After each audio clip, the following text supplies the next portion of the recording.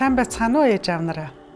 За энэ удаад би та нарт сүүн шүдний хорхойтолд хөхний сүү хоёр хоорондоо холбоо байна уугүй юу гэдэг талаар зөвлөгөө өгөх гэж байна.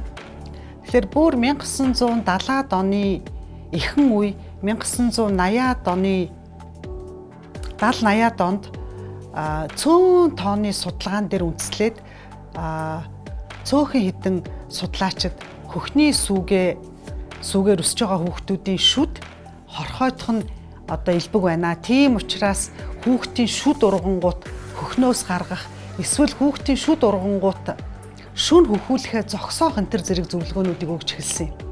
За тэгээд 2001 онд Америкийн хүүхдийн эмч нарын нийгэмдлэг шүд ургаснаас хойш шүн битгий хөхүүлээрэ гэдэг зөвлөмжийг өгсөн байдаг. За гэтэл сүүлийн үед энэ талаар маш их эрчимтэй судалж байна.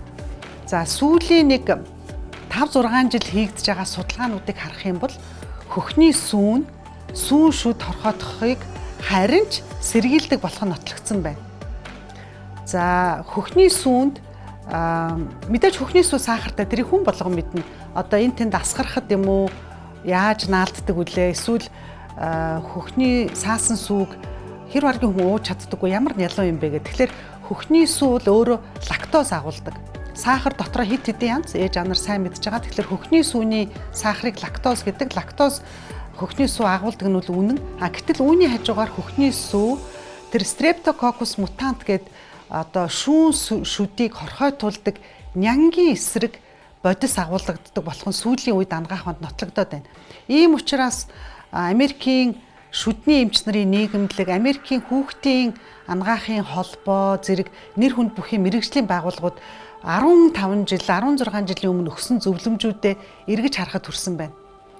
За дэлхийн маш олон орн, за би зөв санаж байгаа бол 50-60 гаруй оронд салбартай олон улсын холбоо бий. La Leche League International гэж тэр байгууллагын вебсайтн дээр бичснээр бол хөхний сүүн шүдийг хорхойтуулдаггүй гэсэн ийм их сурвалжуудыг тавьсан байгаа. Тэгээ та бүхэн энэ талаар дэлгэрэнгүй олж мэдхийг хүсвэл би линкүүдийг өгж байна. Тэгээ энэ линкүүдээр ороод хөхний сүүнээс татгалзах хэсгийг маш сайн бодоорой. Манайд одоо ч ээж аав нар, шүдний эмч нар, хүүхдийн эмч нар хүүхдийн сүүн шүд хорхоодонгууд хөхнөөс гарах зөвлөгөө өгдөг. Тэгээ тэр зөвлөгөөг дагахаас өмнө хүүхдээ хөхнөөс гаргахаас өмнө эхлээд заавал бодоорой. Дэлхийн эрүүл мэндийн байгууллага хүүхдээ 2 нас хүртэл хөхүүлэхийг зөвлөдөг. Тэрийг заавал санаарай.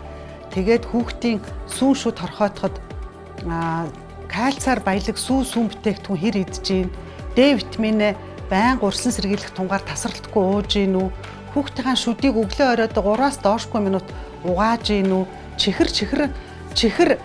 чихэртэй ундаа агуулсан бүтээгдэхүүнүүдийг хэр их хэрэгжилж гин. За тэгээд удам энэ бүгдийгээ бодсны эцэст хүүхдээ 2 наснаас өмнө хөхнөөс гарах хэсгээ шийдээрэй. Баярлалаа.